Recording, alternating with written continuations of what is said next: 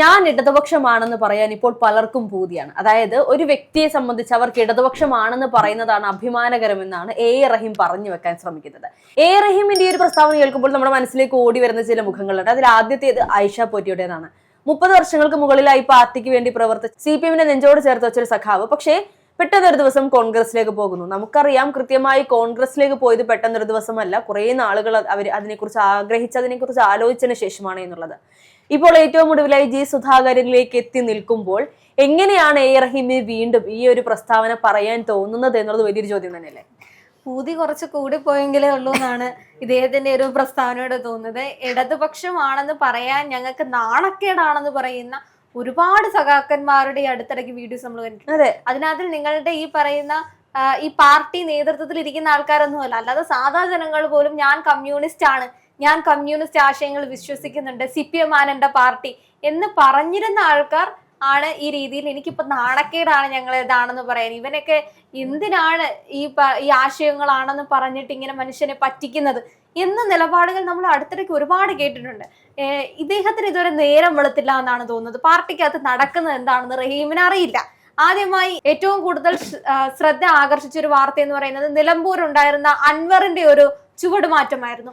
അത് പാർട്ടിക്കകത്ത് ഉണ്ടായിരുന്ന പ്രശ്നങ്ങളും അതേപോലെ തന്നെ പാർട്ടിയിലെ പ്രശ്നങ്ങളെ പറ്റി പൊതുവിടത്തിലേക്ക് വന്ന് തുറന്നു പറയുന്നുണ്ടായിരുന്നു. പിന്നെ കുഞ്ഞികൃഷ്ണൻ, കണ്ണൂരിലെ കുഞ്ഞികൃഷ്ണൻ, ഐഷ പോറ്റി, കൊട്ടാരക്കരയിലെ ഐഷ പോറ്റി, ആലപ്പുഴയിലെ സുധാകരൻ, ഓരോ ജില്ലകളിലും നിങ്ങൾക്ക് നിങ്ങളുടെ ആൾക്കാർ, നിങ്ങളുടെ നേതൃത്വത്തിലിരിക്കുന്ന ആൾക്കാർ വന്ന് പറയുകയാണ് ഞങ്ങൾ ഈ പാർട്ടിയെ കൊണ്ട് മടുത്തു എന്ന് പറയുന്നു.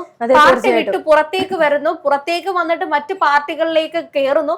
അതിനകത്ത് ചിലപ്പോൾ നിങ്ങൾക്ക് പറയാം പാർട്ടിയുമായി കൊണ്ടാണ് എന്ന് പറഞ്ഞു വെക്കാൻ സാധിക്കും. പാർട്ടി അംഗീകരിക്കാത്ത ആൾക്കാർ പുറത്തേക്ക് തന്നെ ഞങ്ങൾക്ക് അതിൽ യാതൊരു പ്രശ്നവും ഇല്ല, പക്ഷെ ഞങ്ങൾക്ക് യഥാർത്ഥ അണികൾ ഉണ്ടാകും, നിങ്ങൾക്ക് ഒരുപാട് സഖാക്കൾ ഉണ്ടാകും എന്ന് നിങ്ങൾ പറഞ്ഞാലും ഇവരൊക്കെ നിങ്ങളുടെ പിന്നെ ആരായിരുന്നു? വർഷങ്ങളോളം നിങ്ങൾ ഈ നേതൃത്വത്തിൽ പിടിച്ചിരുത്തിയിരുന്ന ഇവരെയൊക്കെ നിങ്ങൾ പിന്നെ എന്തിനായിരുന്നു ഇരുത്തിയത്?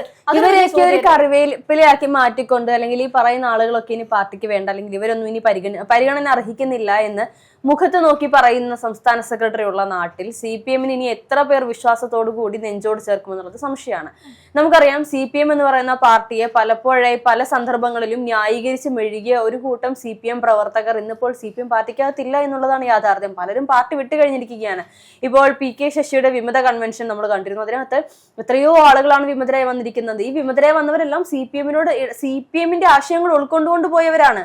നല്ല സഖാക്കൾ എന്ന് പറയേണ്ട ആളുകളാണ് ഇന്നിപ്പോൾ പാർട്ടിയിൽ നിന്ന് പുറത്തു പോയിരിക്കുന്നത്. ഇന്ന് CPM പാർട്ടിക്കകത്തുള്ളവർ നല്ല സഖാക്കളാണോ എന്ന് ചോദിച്ചാൽ സംശയമാണ്. VS അച്യുതാനന്ദന്റെ മരണത്തിന് ശേഷം അദ്ദേഹത്തിന്റെ പല നേതാക്കന്മാരോട് ചോദിച്ചൊരു ചോദ്യമാണ്, ഇനിയിപ്പോൾ സഖാവ് എന്ന് കറകളഞ്ഞ സഖാവ് എന്ന് വിളിക്കാൻ സാധിക്കുന്ന എത്ര പേര് നിങ്ങളുടെ പാർട്ടിയിലുണ്ട്? അങ്ങനെ ആരെങ്കിലും ഉണ്ടോ എന്നുള്ളൊരു ചോദ്യമുണ്ട്. അങ്ങനെയുള്ള ആളുകളൊക്കെ ഇപ്പോൾ പാർട്ടി വിട്ടിരിക്കുകയാണ്. അങ്ങനെയുള്ള ആരും തന്നെ ഇന്നിപ്പോൾ CPM പാർട്ടിക്കകത്തില്ല എന്നുള്ളതാണ്. VS ജീവിച്ചിരുന്ന കാലഘട്ടങ്ങളിലാണെങ്കിൽ തന്നെ അന്ന് അദ്ദേഹത്തിനെ കുറ്റം പറഞ്ഞിട്ടുള്ള പാർട്ടിക്കകത്ത് തന്നെ ഇരു അഭിപ്രായങ്ങളായിരുന്നു. പിണറായിയോടൊപ്പം നിന്നതിനെ കൊണ്ട് VS-നെ ഒതുക്കി തീർത്ത് ഒരുപാട് സഖാക്കൾ ഇപ്പോഴും ഈ നേതൃത്വത്തിൽ ഇരിക്കുന്നുണ്ടെന്ന്. പക്ഷേ അതിൽ ഭൂരിഭാഗം ആളുകൾ ഇപ്പോൾ പിണറായിയെ തള്ളി പറഞ്ഞു കഴിഞ്ഞിരിക്കുകയാണ്. ഇത് പാർട്ടിയുടെ തന്നെ ഒരു പ്രതിഭാസമാണ്, എന്താണെന്ന് മനസ്സിലാകുന്നില്ല. എനിക്ക് തോന്നുന്നു റഹീം ഉൾപ്പെടുന്ന ഒരു PR ടീമായിരിക്കും. അവരിവിടെ ഇരുന്നിട്ട് പാർട്ടിയെ വെളുപ്പിക്കുന്ന രീതിയിൽ പാർട്ടിയുമായി ഒരു ബന്ധവും ഇല്ലാത്ത കുറെ കാര്യങ്ങൾ ഇരുന്ന് പറഞ്ഞുകൊണ്ടിരിക്കുന്നു. ഇപ്പുറത്ത് ഓരോ ജില്ലകളിലും പാർട്ടി പിളരുന്നു. അതേപോലെ സ്ഥാനാർത്ഥികളായിട്ടുണ്ടായിരുന്ന അല്ലെങ്കിൽ മുൻപ് സഖാക്കളായിട്ടുണ്ടായിരുന്ന ആൾക്കാർ വിട്ടുപോകുന്നു, അവർക്ക് പ്രവർത്തിക്കാൻ സൗകര്യമില്ലെന്ന് പറയുന്നു. നിങ്ങളുടെ സ്ഥാനാർത്ഥികളെ പച്ചയ്ക്ക് ഞങ്ങൾക്ക് അവരെ വേണ്ട എന്ന് പറയുന്നു. ഇതൊക്കെ നടക്കുന്നത് നിങ്ങളുടെ പാർട്ടിക്കുള്ളിലാണ്. പണ്ട് കമ്മ്യൂണിസ്റ്റിന്റെ ഒരു പ്രധാന രീതി ഉണ്ടായിരുന്നു, നിങ്ങൾ ബാക്കിയുള്ള പാർട്ടികളെ കുറ്റം പറഞ്ഞു കഴിഞ്ഞാലും ഞങ്ങളുടെ ഉള്ളിലെ പ്രശ്നം ഞങ്ങളുടെ ഉള്ളിൽ തന്നെ നിൽക്കും. ഈ ഗ്രൂപ്പിലടി, കോൺഗ്രസിന്റെ സ്ഥിരം ഉണ്ടാകുന്ന ഗ്രൂപ്പിലടികൾ കാണില്ല, പുറത്ത് എല്ലാ ജനങ്ങളിലേക്ക് എത്തുന്ന രീതി, അല്ലെങ്കിൽ നിങ്ങൾക്ക് ജനാധിപത്യ പാർട്ടിയാണ്, 10-20 അഭിപ്രായങ്ങൾ ഉണ്ടാവും, അതേപോലെ തമ്മിലടിയും ആയിരിക്കും, എല്ലാവർക്കും സീറ്റും വേണം. ഈ പ്രശ്നമില്ലാത്ത ഒരേ ഒരു പാർട്ടി എന്ന് പറയുന്നത് കമ്മ്യൂണിസ്റ്റ് പാർട്ടി ആയിരുന്നു എന്ന്, ഇതായിരുന്നു നിങ്ങളുടെ അഭിമാനം എന്ന് പറയുന്നത്. ആ അഭിമാനമൊക്കെ എന്നേ പോയി, ഈ ആശയങ്ങളൊക്കെ എന്നേ പോയി. നിങ്ങളുടെ ഈ സന്ദേശത്തിലെ മാനിഫെസ്റ്റോ ഇരുന്ന് പഠിപ്പിച്ചു കൊടുക്കുന്ന രീതി കണ്ണൂര് പോലും ഫലിക്കുന്നില്ല എന്നുള്ളതാണ് അവസ്ഥ എന്ന് പറയുന്നത്. കണ്ണൂര് കഴിഞ്ഞ ദിവസമല്ലേ നിങ്ങളുടെ ഈ കുടുംബ വാഴ്ചയെ പറ്റി ഏറ്റവും അധികം വായിട്ടലച്ചുകൊണ്ടിരുന്ന ഗോവിന്ദൻ മാസ്റ്റർ മത്സര രംഗത്തേക്കില്ല, ഭാര്യയെ കൊണ്ട് നിർത്തുന്നു. ഇതിലും അന്തസ്സില്ലായ്മ എന്താണ് റഹീമെ വേറെ ഉള്ളത്? ഇപ്പോ പി കെ ശ്യാമളയ്ക്ക് മത്സരിക്കാൻ കഴിവില്ലാത്തത് കൊണ്ടാണെന്നൊന്നും നമ്മൾ പറയുന്നില്ല. അങ്ങനെയാണെങ്കിൽ നിങ്ങൾ കുടുംബവാഴ്ചയെ പറ്റി മിണ്ടരുത്, നിങ്ങൾ ഒരു അക്ഷരം മിണ്ടരുത്. കുടുംബവാഴ്ച അല്ലെങ്കിൽ ഓരോ ആൾക്കാർ ഇപ്പൊ കുടുംബവാഴ്ച ആണെന്ന് തന്നെ ഇരിക്കട്ടെ, അപ്പോ ജനപ്രതിനിധി എന്ന് പറയുന്നത് ജനങ്ങളല്ലേ വോട്ടിട്ട് ജയിപ്പിക്കുന്നത്, അല്ലാതെ നമുക്കിപ്പോ ഞാൻ പ്രസിഡന്റായി അധ്യക്ഷനായി മാറുക അങ്ങനെയൊക്കെ പറയുമ്പോൾ പാർട്ടിയുടെ തീരുമാനമാണ്, അതിൽ ജനങ്ങൾക്ക് യാതൊരു പങ്കുമില്ല. പക്ഷെ ജനപ്രതിനിധി ആകണമെങ്കിൽ വോട്ട് ചെയ്ത് ജനങ്ങളുടെ പങ്കില്ലാതെ അത് എങ്ങനെയാണ് നടക്കുക? അല്ല, ഇവിടെ വോട്ട് ചെയ്ത് തോൽവിയേറ്റ് വാങ്ങുന്ന ഒരു സാഹചര്യം വരുമ്പോൾ അപ്പോഴും ജനങ്ങളുടെ നെഞ്ചത്തേക്കാണ് ഈ പറയുന്ന സഖാക്കന്മാരെല്ലാം വരുന്നത്. കാരണം നിങ്ങൾക്ക് ഞങ്ങൾ ഇതൊക്കെ ചെയ്തു തന്നിട്ട് നിങ്ങൾ ഞങ്ങൾക്ക് വോട്ട് ചെയ്തില്ലല്ലോ, നിങ്ങൾ അവർക്ക് പോയി വോട്ട് കുത്തിയില്ല, എന്ത് നന്ദികേടാണ്, എന്താ നന്ദികേട്? ഈ ആർക്ക് വോട്ട് ചെയ്യണം തീരുമാനിക്കുന്നത് ഓരോ വ്യക്തിയുടെയും സ്വാതന്ത്ര്യമാണ്.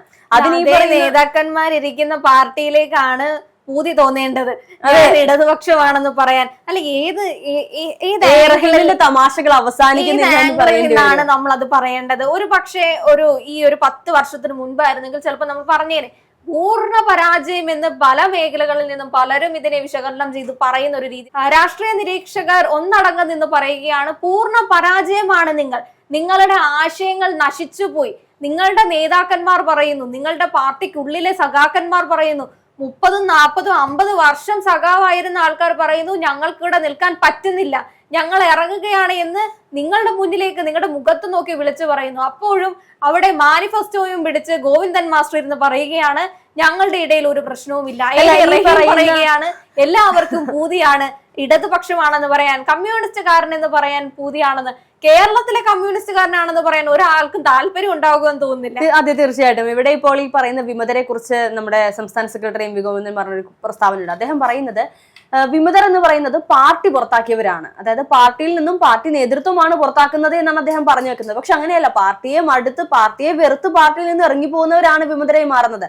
ഇതൊക്കെ ഇരുട്ടുകൊണ്ട് ഓട്ടടക്കുന്നത് പോലെ, അല്ലെങ്കിൽ ജനങ്ങൾക്ക് അറിയാവുന്ന സത്യത്തെ പോയും വളച്ചൊടിച്ച് മിഥ്യയാണെന്ന് പറഞ്ഞു വെക്കുന്ന, നുണ പറഞ്ഞു വെക്കുന്ന ഈ നേതാക്കന്മാരെയൊക്കെ ഇവരുടെയൊക്കെ ചർമ്മബലം നമുക്ക് അത്രത്തോളം വിശ്വസിക്കാൻ സാധിക്കാത്ത അത്രത്തോളം ആണെന്ന് പറയേണ്ടി വരും. എന്തായാലും റഹീമിന് ഇപ്പോഴും നേരം വെളുത്തിട്ടില്ല. അദ്ദേഹം ഇപ്പോഴും ഏതോ സ്വപ്ന ലോകത്താണ്. അദ്ദേഹം MP ആയിരിക്കുന്നത് കൊണ്ട് കേരളത്തിലെ കാര്യങ്ങളൊന്നും അറിയുന്നില്ല. ഡൽഹിയിലെ തണുപ്പ് കൊണ്ടും പൊല്യൂഷൻ കൊണ്ടും അദ്ദേഹത്തിന് ചിലപ്പോ ഇവിടെ എന്താണ് നടക്കുന്നത് എന്നുള്ളത് കൃത്യമായിട്ടൊരു ധാരണ ഉണ്ടാവുന്നുണ്ടാവില്ല. അല്ല, എന്തായാലും അത് എന്താണെന്ന് അറിയണമെങ്കിൽ ഈ പറയുന്ന റഹീം ഒന്ന് കേരളത്തിലേക്ക് വരിക, നിയമസഭാ തെരഞ്ഞെടുപ്പിൽ മത്സരിക്കുക. കേരളത്തിൽ എത്ര പേർക്ക് ഈ പറയുന്ന സഖാവാണ് എന്ന് പറയാൻ ആത്മാർത്ഥതയുള്ള സ്നേഹമുള്ളവരുണ്ട് എന്നുള്ളത് നിങ്ങൾക്ക് കിട്ടുന്ന വോട്ടിൽ നിന്ന് നിങ്ങൾക്ക് മനസ്സിലാവും. എന്തായാലും ഒരു മത്സരത്തിന് തയ്യാറായി കേരളത്തിലേക്ക് വരികയാണെങ്കിൽ ഈ പറയുന്ന മിഥ്യാധാരണകളെല്ലാം റഹീമിന് കൃത്യമായി മാറിക്കിട്ടും എന്നുള്ളതാണ്.